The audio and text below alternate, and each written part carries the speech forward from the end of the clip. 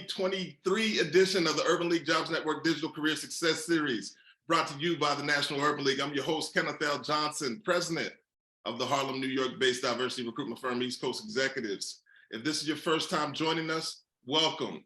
We're really excited to bring you the Digital Career Success Series, DCSS. It's a professional development series that helps members of our Urban League Young Professional chapters and other diverse job seekers develop new skill sets that will enhance their careers through digital platforms such as webinars, Facebook, and Instagram Live. The goal is to provide an opportunity for professional development right from one's computer.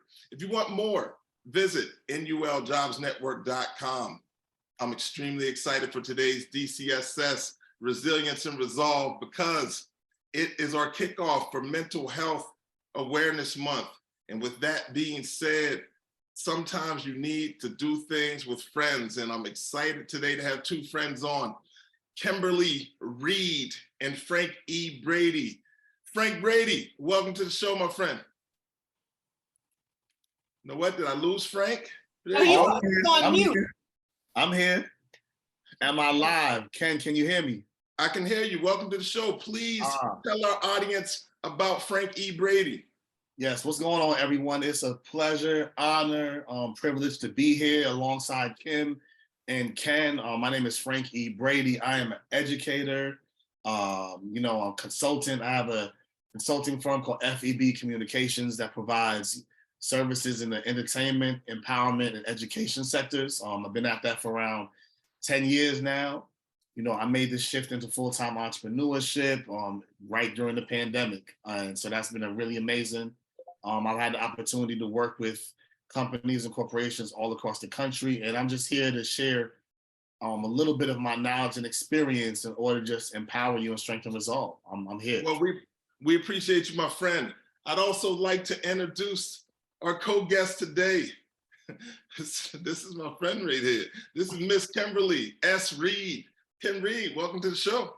Hey, welcome. Hey. How are you, Ken, Frank? Hey, everybody. I was already dipping in the chat. You already know that. I was already dipping in the chat, saying what's up to everybody. I see, California, Boston, because I'm in New England right now in my childhood room, because I'm, Karen is taking care of my daddy, and while he's healing, and I'm happy to be here. Once a leaguer, always a leaguer. Yes. I'm representing the Philadelphia chapter. Philadelphia. I was a past YP president and Philly servant under who we have on the phone, the amazing Rashid Thomas, my frat brother, and also, just happy to be here. I'm a diversity, equality, inclusion, and belonging executive and advisor. I am also the blessing of best-selling author of Optimists Always Win, my baby. That's my love baby. Yes. And I'm an international speaker. And I'm just for Frank and Ken, and I get to do this. I'm good. Let's go. I'm good. I'm good. Hey, I'm good. I am Let's so go. good. Well, Kim, I know you. Wait, I got my swag on. Wait a minute. I got my swag on. Wait, this is from One League. This is from Greater Richmond. Had a fundraiser. Really? And so we got shirts to fundraise, and this is my fundraising shirt.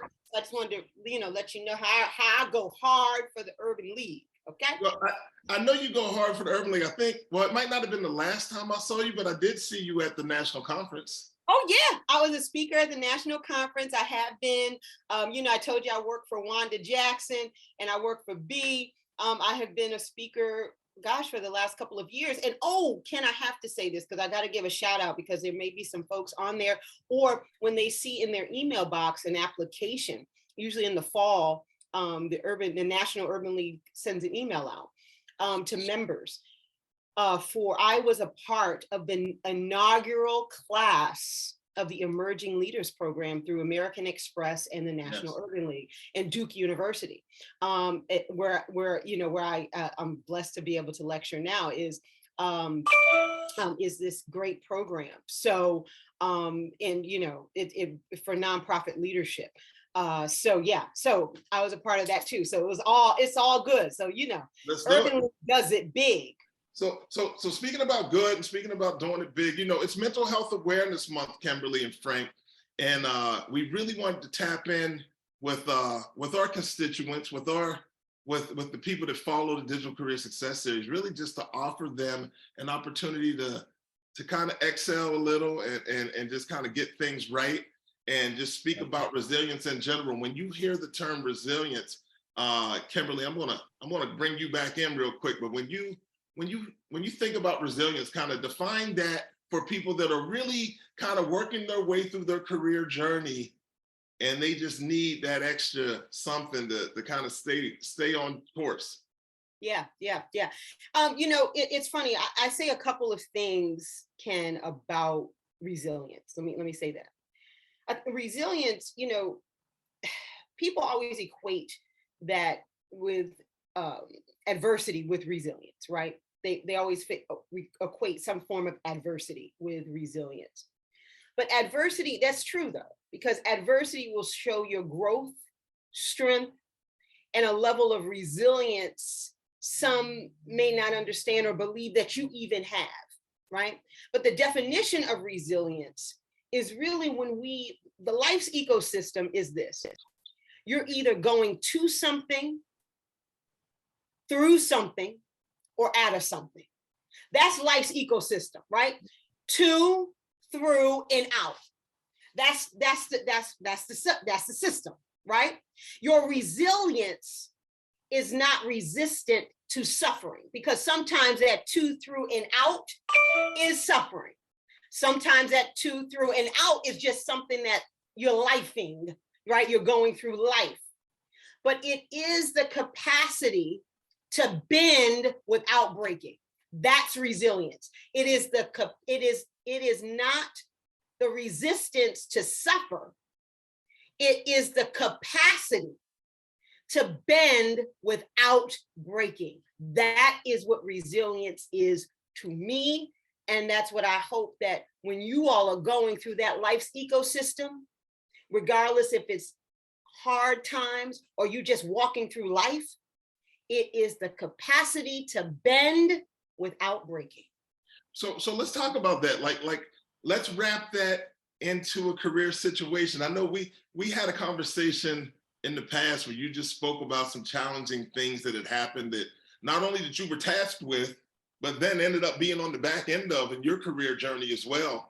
And it involved kind of you to show empathy, but also resilience through that process. Do you want to share kind of some of that piece from your career journey with the audience?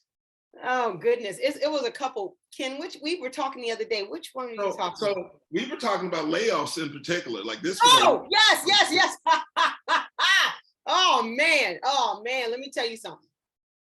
Real quick, I was at PricewaterhouseCoopers, right? I was at PricewaterhouseCoopers. I'm trying to get my light right, but anyway, I was at PricewaterhouseCoopers, and that was one of my first jobs in corporate America. And I've been an entrepreneur, had my own business for 15 years, redevelopment group. But my first job in 1999 was with PricewaterhouseCoopers. And, I was old co. So PricewaterhouseCoopers merged. I was Coopers and Lybrand, and then we merged with PricewaterhouseCoopers, okay? So over time, I was in the consulting side of the business. So I was .com era, e-commerce, all that. So IBM came in and they said, we want to buy the consulting business.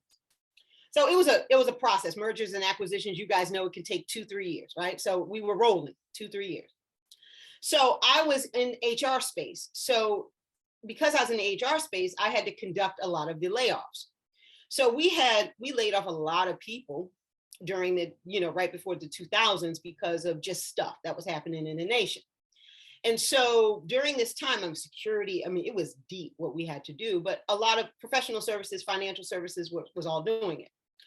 So I survived 7 layoffs, seven layoffs. I survived. Let me tell you how I wish I would have talked to somebody that came in my office every night. Let me tell you about the power of networking. When you all are laid off or being laid off, you've got to turn up that networking dial. And the reason why you have to turn up the networking dial, because you never know who has information or who is privy to what job, what situation, your name, your sponsorship, or a mentor. In my case, the janitor would have helped me know the timing of when to pack that Iron Hill box. You all know that box, right? The box that paper comes in, and that box they give you to put all your stuff in when you walking out of the building. Well, had I known, I would have had my Iron Hill box ready, because the janitor is the one who dumps all of the stuff, right? And has the names and list of people. But every night he came into my office at 8:30 or 9 o'clock or 7:30, guess what? I had my head down working, or I would just say hi and keep it moving, because he's a janitor. What does he know? But he knew more than what I knew, because I was on that list. Got you. Yeah, really important to kind of work through your network. I know when we were on the call, Frank, you were speaking about kind of the power in networking and your slant on how you look at it. So I'd love to give you the opportunity to chime in with us, my friend. Yes, so thank you for the alley-oop, Kim. I appreciate that. Yeah, the brim. Really, really and truly, networking is so important, especially when you're in a transition of any type of sort. You have to dial it all the way up to pick up where Kim, left off. There's such a thing as networking horizontally, right? And a lot of times we only try to network upward, like vertically, right?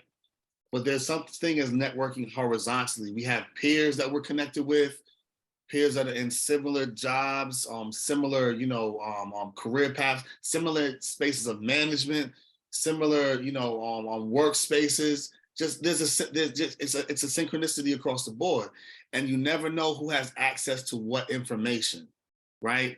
One of my biggest things on regards to networking is always being open for opportunity, because the next person you meet might be the best person you meet, right?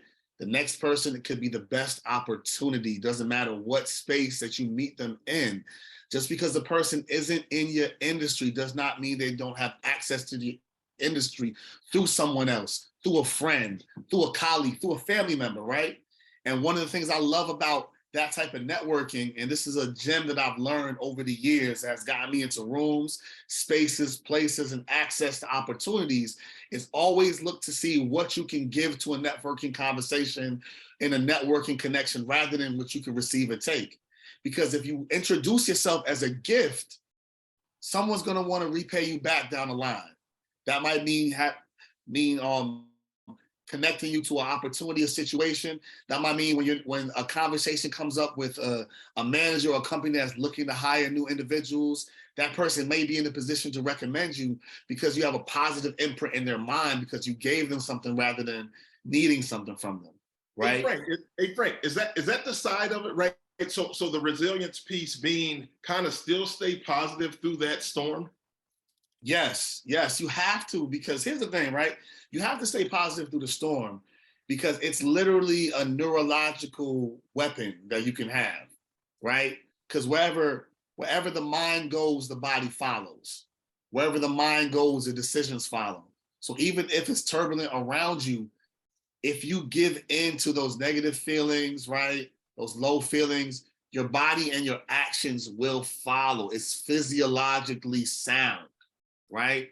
So it's important to keep pushing forward, because it's not just something that's pie in the side, kumbaya, scientifically proven. Like, what happens in the brain when you choose to make decisions to move forward is that chemicals get released in your brain. And if you stay consistent enough, your body is going to follow that direction. That's how you hack yourself to move forward. So it's not only something just a suggestion, it's a necessity. Because if you don't, your mind will replay and relive the things that will slow you down and take you out of action. Got you. Hey Kim, I want to bring you in on this resilience piece. You know, when I was speaking with Dory Brown of the National Urban League, and we were just talking about kind of what we wanted to cover in this conversation.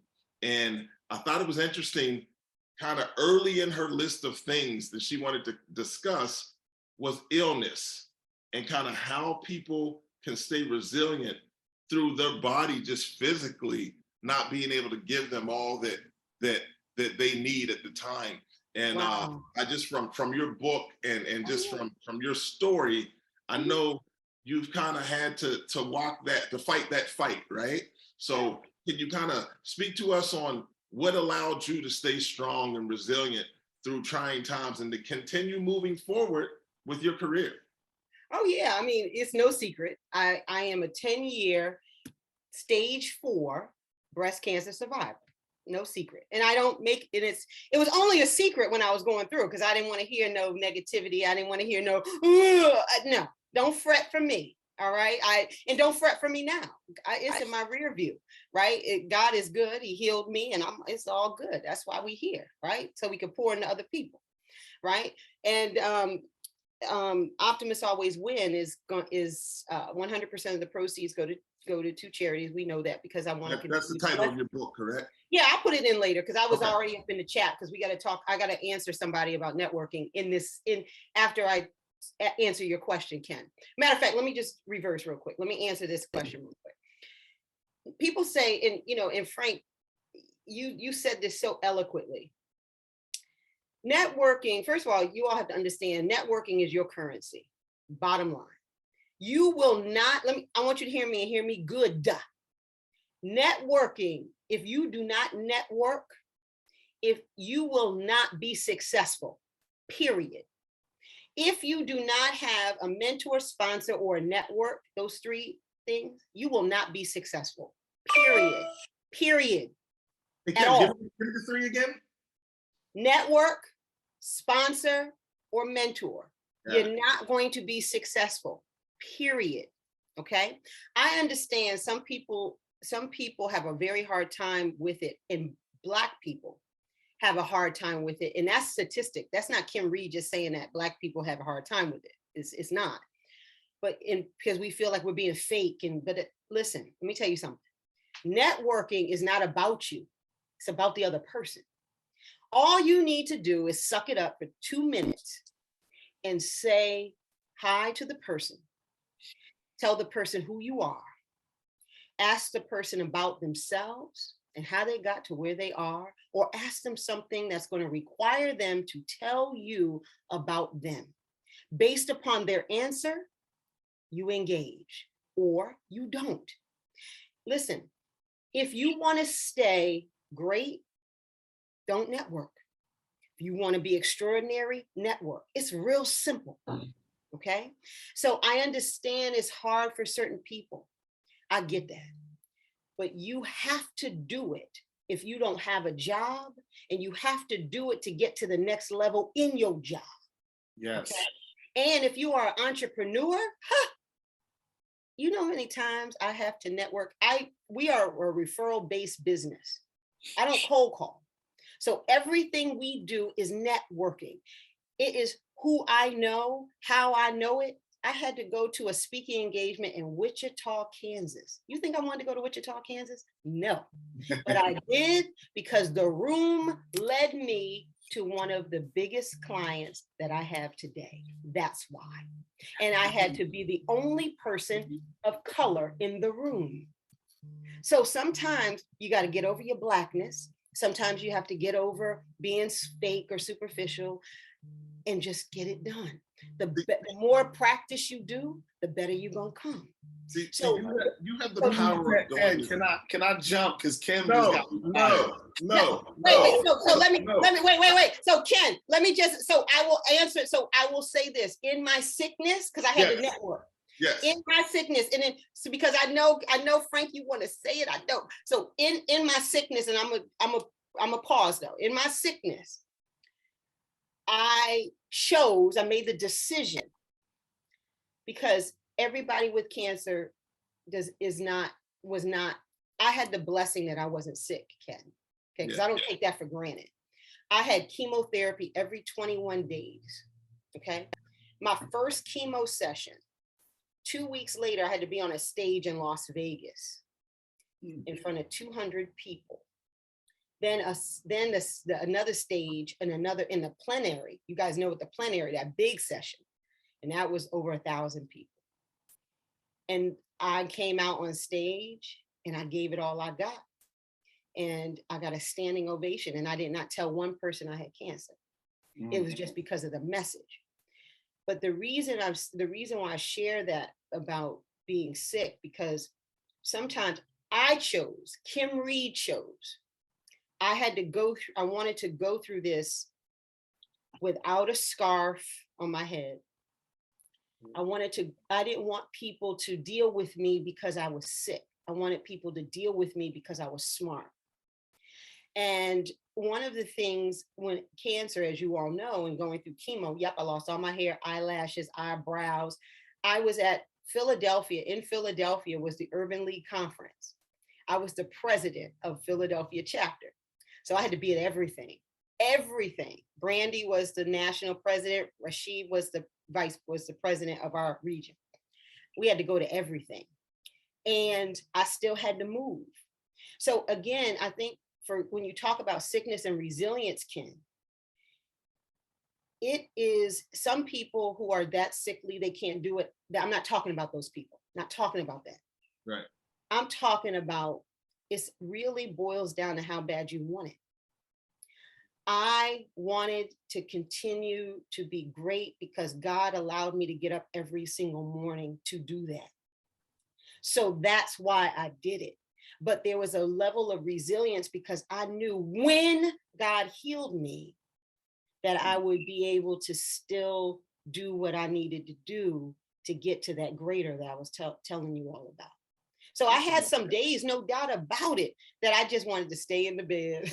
I had some days that I was just like, this is some bull dookie, right? But guess what? At the days that I didn't have those days that this was some straight bull dookie, I took it to the max.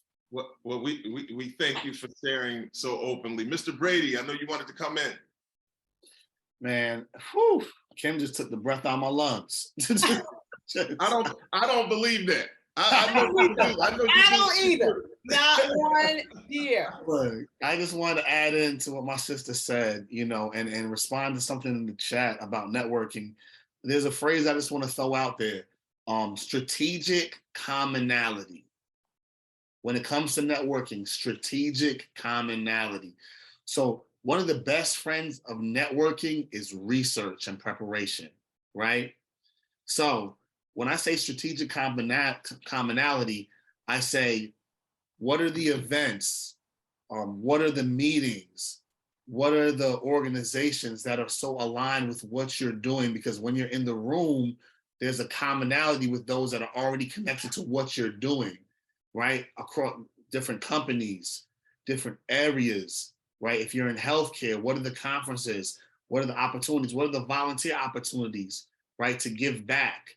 You get into those spaces now, the networking goes to another level because now you're not just gambling on the initial connection of the individual, you're going deeper to say, hey, this person is already in my industry. So now there's another opportunity for me to network vertically and even, horizontally at the same time, right? So, Eventbrite has a whole lot of events, free events, a lot of those events online, those conferences, those summits, right? And then here's another gem. You go to these conferences and summits and you see these amazing speakers that you want to connect with and learn from and get mentorship from. You have phones, get your phone, record them speaking, and then say, hey, I loved your content. Let me send you this. Let me Instagram you this. Let me send you this through LinkedIn. Let me give you this, content, because now you're giving them a gift, and now that's going to offer you another opportunity to get connected, and now you differentiate yourself from everyone else that's trying to connect. So yeah. I love it. Listen, hold on 1 second. Y'all turning my resilience and resolve conversation into a networking conversation. So let's do this mental health awareness month thing. And then if we do a networking show, I'm gonna bring you and Frank back because I think you guys got some great tips for networking. But I wanna keep moving through because we're gonna get to resolve, but I wanna speak about burnout. People are working through their systems. They're working through their friends getting laid off and hearing about layoffs every day on TV. They're working through illness. COVID is still out here running around. I just had it a couple of weeks ago. But how do people not get burned out? Like, it gets frustrating. The pressure of bias and just being out here trying to be great can burn you out. So let's speak a little bit about that. Kim, I'm with you. Let's talk. I got you. Listen, so I heard it. I'm not gonna talk about networking, I promise. This is something in the chat. Now, this is something in the chat because, but you know what, Ken, I'm telling you, people have real stuff though. But I will say this, what's going on in the chat can turn into mental health. All right. So let's be clear on that. Yes. Because people are frustrated in the chat. People have real stuff going on. This one young lady, and I told her I'm going to address this, said that, talent, she learned that, talent means nothing, it's who you know. I told her, don't ever believe that. Let me tell you something. And this is the Urban League, so I can say this. If you are Black, you better not ever believe that, okay? One, because you got to be twice, 3, 4, 5 times as better. That's resilience, that's resolve, that's mental health. Because if you're not, and you get passed up for everything, or you lose your job, you can't pay your bills, and that's depression, okay? So one of the things that I'm going to say to you is this. At the beginning of the year, a couple of months ago, the nation was tripping, and they started that with the government to talk about, you don't need a degree, please. Who does that work for? When I was so angry, I wrote about this, that you don't need jobs that, they don't need a degree in the federal government. You don't need a degree. You don't need to do this. We're going to hire people. You don't need degrees. It's not a big deal. What are you telling our young people? What are you telling all of you in the chat? That it's cool to be mediocre? Now, am I saying that you have to be your success equates to an education, or a prerequisite of success is a degree? No, I'm not saying that, because we see a whole lot of people that are successful, if you're talking about money, without an education. But if that money goes away, will they be as successful? Another session, another day. But that breeds mental health, because you're talking about comparison, Ken, right? People compare. Comparison will steal your joy, and that joy ignites depression and all of this mental health, these mental health issues that we are talking about. And so that's when people are not resilient, because they feel defeated, right? So so my point of saying that, do not believe that. And the other piece to this is that you cannot. Ken, go ahead. Ask me the question, because I got you. So as we talk through burnout and people kind of just making their way through to the next day, I spoke to a young lady yesterday, and she was like, she's just trying to get home from her job. That's her goal at the beginning of the day. Make it through the day and get home. Frank, do you have any resources, any techniques, anything that you use for yourself when you're getting mentally stressed to a point that you're just trying to get back into your space? You're just done. What advice do you have for people that are operating at that level? I say this quickly, and I'm gonna use a little example. So I know that a lot of us can feel like this, empty, right? Like this cup is empty, right? It means we pour, right? Whatever we fed ourselves is like tapped out. So what are the things that do this, right? That refill our cups. So when I'm thinking about refilling the cup, I'm thinking about not just self-care, but what are you listening to, right? Like what podcasts, what radio shows, what are you feeding your mind? What are you feeding yourself? What is refilling your cup, right? What books are you reading, right? Because here's the thing, y'all. You can only pour to the level of which you are filled. And that's in any area of your life. So the problem is when we are burnt out, we have nothing left to pour. So That's right. that's when we have to get around people that are going to pour into us. That's when we're going to get around people that are going to empower us. That's when we get around. We have to be having things in our ears, because what you listen to literally affects. I'm big on the neuro piece. What you listen to programs and uploads information, strength, content into your mind that keeps you going. Your body is a slave to your mind and not the other way around, right?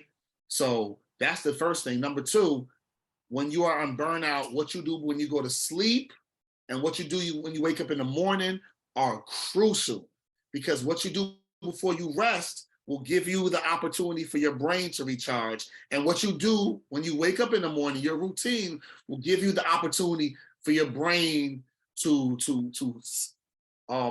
launch for the day, right? It's kind of like, so those things are important. How you shut down and how you boot up are important. The So routine.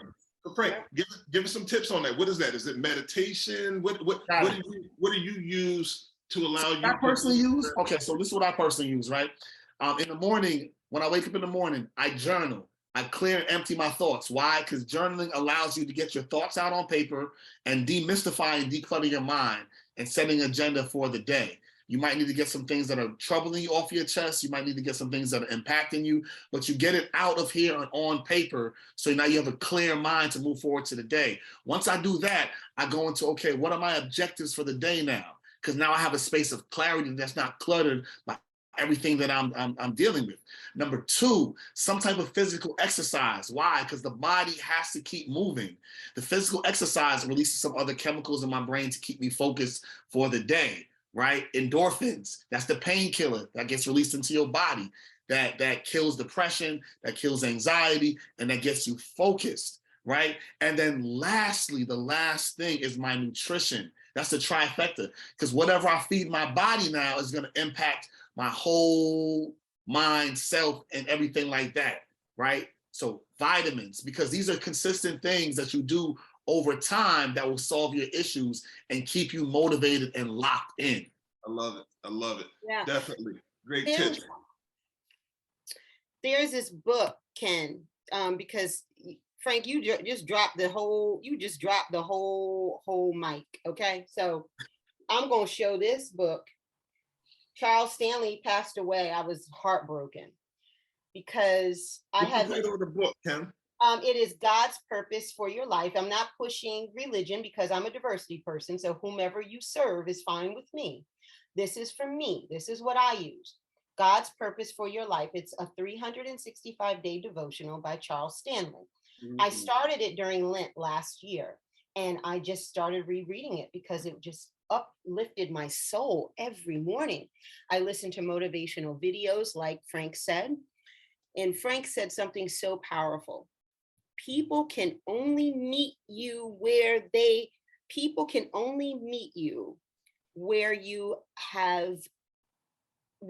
have only met themselves. Yes. We rely so much on other people for our happiness and for them to save us. They can't get us a job, hook us up. You have to, at some point, you have to understand this fact. Some people will only support your growth and joy up until the end of their comfort zone. So go ahead. So let me frame this for the conversation, for this conversation.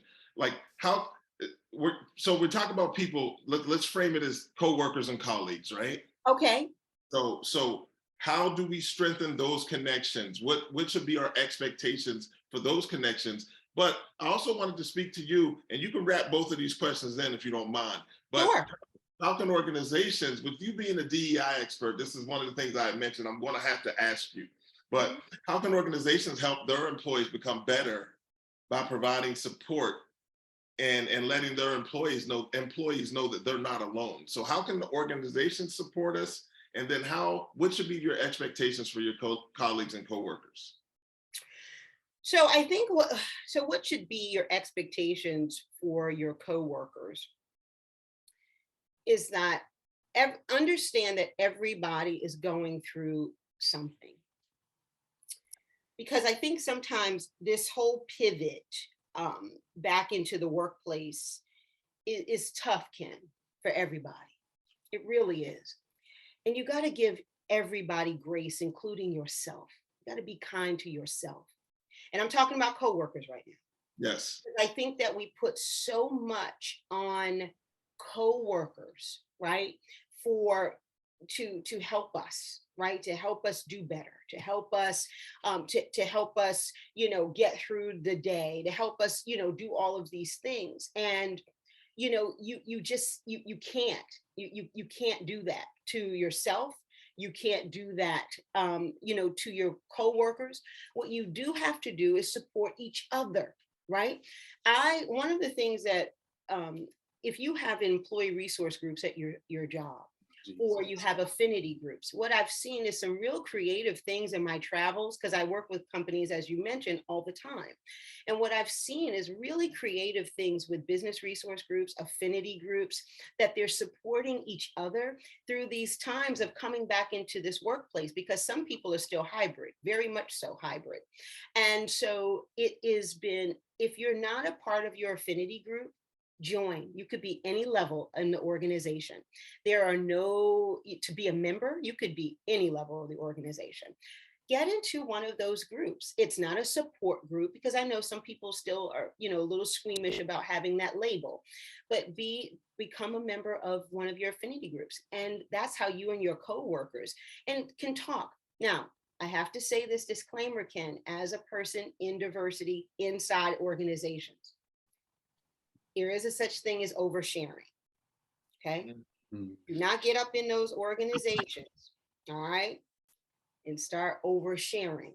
And what's overshare? Overshare is, you could talk about how you feel, but that's not the couch. And they're not your therapists. All right. They're your coworkers, and they still work with you. So you can share, how you're feeling that day. Maybe you're tired of Zoom. We all are. Right? But you don't have to go into what's going on between you and your parents, or you and your spouse, or your significant other. That is not for the workplace. Okay. So I would go back to BRGs, employee resource groups. That's how you stay connected. The part B to that, can you ask me quickly, and I can answer that quickly. Mm-hmm. The part B was, I'm sorry. Oh, yeah. So the part B, so we were the organizations. Yes, I remember now. Yes, I remember now. Thank you. So it was funny. I was reading this really great article, and we were discussing it with our CEO roundtable with the group, with the companies that I work with. And one of the things that we were talking about is this mental health. And although that CEOs right now, they are really dealing with a lot. Right? Because CEOs have never been here either. We're talking about us like, oh my God, we've never been here, and you guys in the chat have never been here, but CEOs have never been here either. Right? But we don't think about them because they make boatloads of money and they're like, they'll be all right. Right? But money still doesn't equate to mental health and that you're going to be okay. Right? Think about a CEO, and think about a company that may have 20,000 people. That CEO is responsible for 20,000 people. Think about if you had to be responsible for 20,000 people. You would need a couch too, right?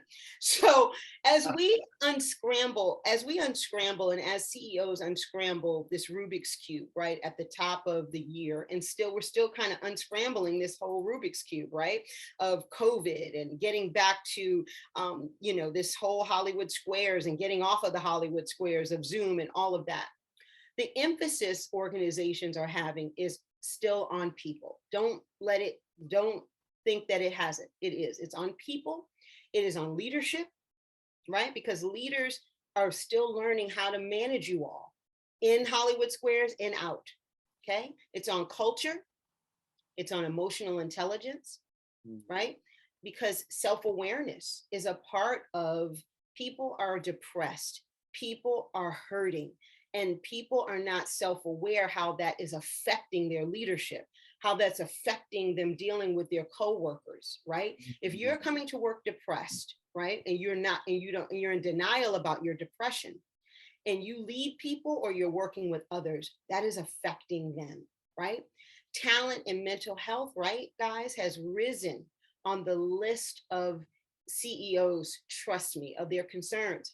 There's other areas of importance like diversity and all that stuff, but it has really kind of slipped the Richter scale because it's important to leaders and it's important to all of us that deal with this every day, that we dial up our empathy for you and that we remain connected to you in these uncertain times that we still live in. Is not changed. Just because COVID is gone doesn't mean that you all have gone.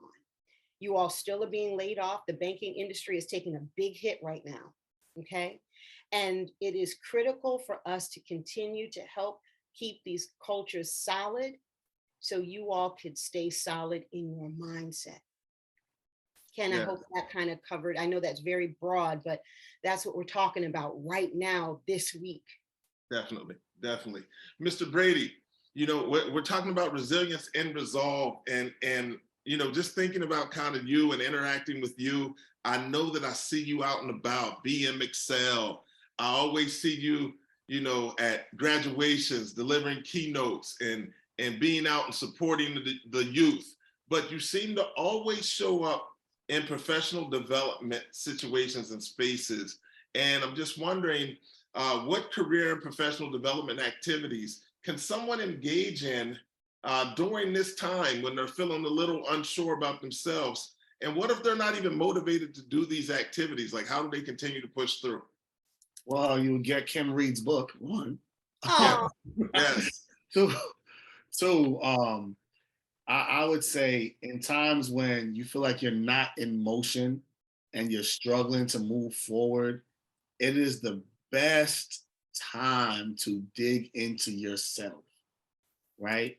So when I mean dig into yourself, let's start here. One, if you're struggling to move forward, that means that you reached a plateau, right? And that plateau is stopping you from moving. There's something inside of you that's being impacted. So, you know, we can only move to the level of our healing, right? And when I'm talking about mental and emotional healing, right? So when you're stuck, it's the time for you to think about things if you have access to therapy, right? Because whatever you unlock inside of you will unlock the propulsion that you need to slingshot towards your trajectory of the greatest version of yourself, which can withstand the next storms that are coming in your life, right? There are, maybe that is also getting into like groups of support or community and dialing that up. You cannot, no one man or woman or everything in between is an island. You need to dial into your support, your individuals that have your back, right? Because the problem is some of us, we isolate and shut down when we feel like we are stuck. And that's not the time to shut down. That's the time to open up. That's the time to embrace your community. Whether it's that work community, whether it's that, you know, spiritual community, you need to embrace those around you that will help push you forward, right? That's one. Number two, just because you are stuck doesn't mean you can't be in motion. Hear me again. Just because you are stuck in one area doesn't mean you can't be in motion in the other area. This is the time for you to say, well, how can I improve myself, right? If all else fails, I got YouTube University. I can learn so much going on online and social media, right? I can learn so much growing online by following different social media pages that make sense of skills I'm trying to acquire, right? Number three, what are the skills that I have and what's transferable to other industries and spaces, right? Because the skills that I've developed in the space and work that I have been in, right? They are not just for the trajectory and the career that I am in currently. They can be transferred into other careers. There are certain tangible, saleable skills. So it is really important in that space to identify those skills, right? And yeah, those are the tips I have for that. Yeah, I love it. I love it. Great tip. Yeah. You know, it's funny, and I was debating on saying this. I'm glad I'm in Connecticut.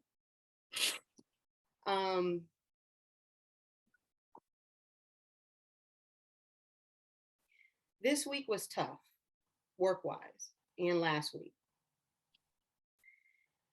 I'm trying to balance Being in Connecticut, being in Cherry Hill.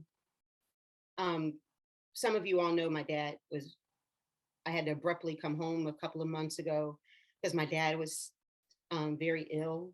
I didn't know it. He didn't know it. And since February, I've been coming to Connecticut every week. I'll do it again. That's not what I'm saying. But it's hard. It's very hard. I run a business. My clients are amazing. I have amazing friends. I have amazing family. My dad's sisters, oh my God, they're amazing. My dad is my hero. So I'll do this again. But I can't tell you, it is difficult sometimes. And it takes, I'm the only child, and my mom passed away 10 years ago. A lot of you know that. And this week was tough, and so much so that my neck I got here Sunday night, my neck was like tense. And this morning when I was reading the book I showed you guys, and I was thanking God that my neck isn't swollen, isn't tight anymore. Being in Connecticut, this is my childhood room, it faces the woods.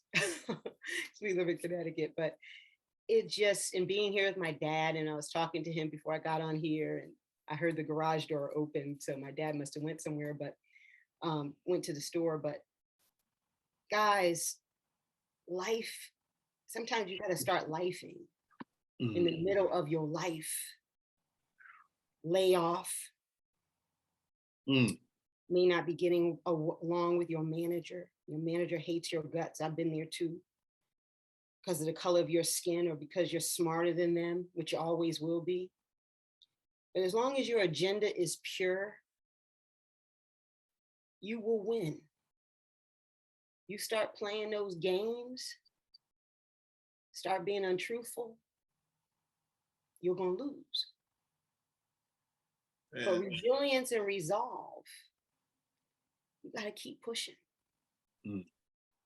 Because layoffs in this recession and all of this is real. Your family is real. They come first. And I was willing to walk away again, because when my mother was sick, I had to do it. Walk away from it. Because I'm blessed to know that there's two things that nobody can take away from any of you in this chat and any of us on this call, is your talent and your education. Nobody. So as much as I could get it, because I got it, you can go get it again. So know that. So I'm sorry, because I was getting choked out, so I kept putting my head down. Because it was hard. It was hard. It was a hard road these last couple months, but you know what? We get it done. I can appreciate that. Speak your truth, because I saw what you posted on LinkedIn today. We're going to jump into the Q&A. Now you see why I'm a humongous fan of Kim Reed and Frank E. Brady, because they walk in their own truth. With that being said, I want to jump into these Q&A questions real quick. We don't have a lot of time. Dang, we don't. Oh man. Dang. I'm gonna be quick with my answers. Frank, you gonna be quick with yours? Got you. We lying. So Kim, I'm gonna. You know what? I'm gonna let you take a quick breather, but Frank, I want to jump in, right? Just real quick. I know you honed in on the networking piece, but how can people use networking to their advantage? Like just a quick blurb on kind of your thoughts on that. Just to reiterate kind of what you were speaking about earlier. I just want to reiterate strategic commonality, get into spaces and places that are aligned with the areas and the professions that you want to go into and the career paths that you want to align with. Strategic commonality. That means please use your social media apps, LinkedIn, Instagram, Twitter. Look for any events, hashtags, events that align with where you need to be and get into those rooms. get into those rooms so you can get into those opportunities face to face. You got so much entrepreneur in you, because you look outside to networking at scale, right? And I love it. Yes. I love it. He sure does. Yeah, I love that. Hey, Kim, I want to speak to you. I want to take us back into the corporate hallways and corridors, right? And what do people need to do to skillfully navigate productivity expectations? You're feeling down. It just hasn't been a good quarter. What do people need to do to get back on track mentally, and things that can impact the numbers and their productivity? So Ken, the first part of your question, I ain't gonna lie, I didn't hear because I was all up in the chat. Somebody asked me a question. I'm sorry. So I'm not touching the chat. See both of my hands. I'm not touching it. Go ahead. Tell me what. I tell you what, I'm going to scale the question down. How do people skillfully navigate productivity expectations? Why is that question? Why we got that question? Like, so here's why. We majoring in the minors. You need to, productivity is important, no question. Your deliverables are important. Every time you get up to the bat, you need to hit that out the park, period. That's it. That's how you manage it, right? I know you all are looking for me to say something real deep, right? Your team needs to do this. Everybody on your team needs to do three things. One, they need to dig what you do, period. And you need to dig what you do. Two, they need to understand what winning looks like, feels like, and what the definition of it is. Okay, 2. 3, and you need to know that. 3, they need to understand what the blueprint is. What's the blueprint to winning? When people don't know where the hell they're going, they don't go. They're demotivated and they don't go. And they don't know how to get up to the plate and do this. And nor do you. So productivity is out the window if nobody knows what those 3 things are. And if you don't know how to do this. And if your deliverables are not right, productivity does not matter. There you go. There you go. Told you I was going to be quick with it. Mr. Brady, companies are letting people go with no reason stated. How can this be managed? Like it's a loaded question. I know it, my friend. But what are your thoughts on it? Man, I you know what? I will gracefully, Kim, I think you got this.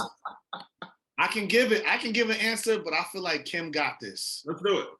Kim? Why y'all do this to me? I'm putting my hands back up. I was in the chat. What? What's the question? I'm done playing with you. I'm trying to multitask. All right. So the person that left that question, you can't manage what the company's going to do. You're going to need to keep upskilling yourself and take ownership and control of your own career. That's the way to manage that. Companies lay people off. Companies, right. Oh yeah. Companies transition just like a person transitions. So with that being said, please take ownership over your own situation and career. And you can do that by using some of the tips and techniques that Kim and Frank both shared. But stay active, network, YouTube, whatever it is that educates you. There's so many MOOC courses out here that you can take advantage of that can excel and speed your career progression. So please keep that in mind. Take advantage of that. All right, Kimberly, real quick. This is actually to you.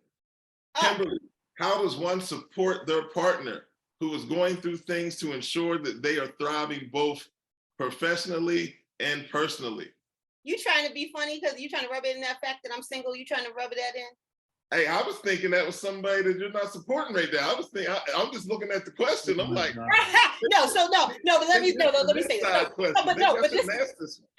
But this is good though. Well, because I was in a relationship. So during my entire career, I've been in a relationship or I've been dating. So I got this. Ha. So it is super important for people that are. This is not entrepreneur. If you are working towards a goal in your life, okay. Having someone that supports you, invests in you, and this is the vice versa, because let me tell you something. you cannot get, you have to be willing to give what you require, period. Okay? You have to be willing to give what you require. I am willing to give what I require. And what I require is someone who is supportive, invests in me, and because I'm doing all the same, invests in me, willing to sit and eat a dry chicken at an awards ceremony, right? And someone who, when I come home, or if I am teary about something because something just didn't go my way, or I didn't meet up goals, or just I'm entrepreneuring and it's just not working, or whatever the case may be, that's what I need. Sometimes, yeah. So I think that if you have a partner in your life, that partner has to have your back unequivocally, and the vice versa. There's no gray area there, because I think there's just no gray area there. For me, it isn't, even especially 50 years old. Absolutely not. Another session, another day. We need to. Yes. Yeah. Hey, actually, and look, they're calling for part 2, so we might have to bring this back at a later date. I'm gonna hold both of y'all to that. Listen, if you want more from Kimberly and Frank, please connect with them. You can connect with Kimberly here. The Optimist Always Wins. That's the book. LinkedIn, I know she's active. I was looking at that Monday motivation. She does it each and every Monday for us. And so chime in on that. And of course, on Twitter and Instagram, you can catch Kim. Frank E. Brady, the Hope Dealer. Yeah. You can catch him at frankebrady.com. You can also catch him where they're selling great hats. You can catch him there as well. He's going to be up there. The man is on LinkedIn, and you can catch him on Instagram at Frank E. Brady. I'm Kenneth Johnson. You can catch me at eastcoastexecutives.com. You can catch me on LinkedIn. You can catch me on Twitter. This is the work we do here at the Urban League Jobs Network Digital Career Success Series. So of course, we're going to do it again next week. Well, no, I'm sorry, in 2 weeks on the 24th. Empathetic Leadership, I believe. Nakia Owens. Kim, you know Nakia from out in Philly? Yeah, Nakia Owens. Yeah, man, she gonna drop this. She gonna drop some crazy knowledge on you all. And Alfredo Jutuwu will be our 2 guests that day. Listen. Do we need a final thought real quick or no? I'll tell you what, I got a final thought right here, right? I want to thank the whole entire Urban League team, Dory Brown, Wanda Jackson, just the entire team. But what I'd like to do in this moment, Kim, if you don't mind, Hope Dillard, you got anything for me? I got something for you. Let's do it. All right. Truly, resilience and resolve give you the opportunity to evolve. You see, crisis gives you an opportunity to evolve under pressure. So reset your opportunities to exceed without measure. You see, pain is the ultimate mirror. It shows you who you are under pressure. So I tell you, when you fight and you grind and you dig from the top, when you make it to the top, you never ever stop. So every problem is an opportunity for a solution to appear. And truly, thank you so much for the Urban League for us being here. Woo! Lord have mercy. I gotta say, oh Lord, I ain't saying nothing. No, it's the Hope Dealer. It's Frank E. Brady. Listen, I'd like to thank our audience. You guys are always great. I know Kimberly answered every question in the chat. No, I didn't. I didn't say not one thing. What? I don't get to say one thing. Yeah, do you, real quick. We got a minute. Let's go. All right. Listen, guys, you've always been the source. You've always been the inspiration. You've always been the cup. You've always been the water. You've always been the light. You've always been the love. You've always given. Even if it's only been you, give it to you. Man, I love it. It's a family reunion today, man. You got to love this. It's the Urban League Jobs Network Digital Career Success Series. We'll see you on the 24th. Thank you. Frank E. Brady, Kim S. Reed. We appreciate you.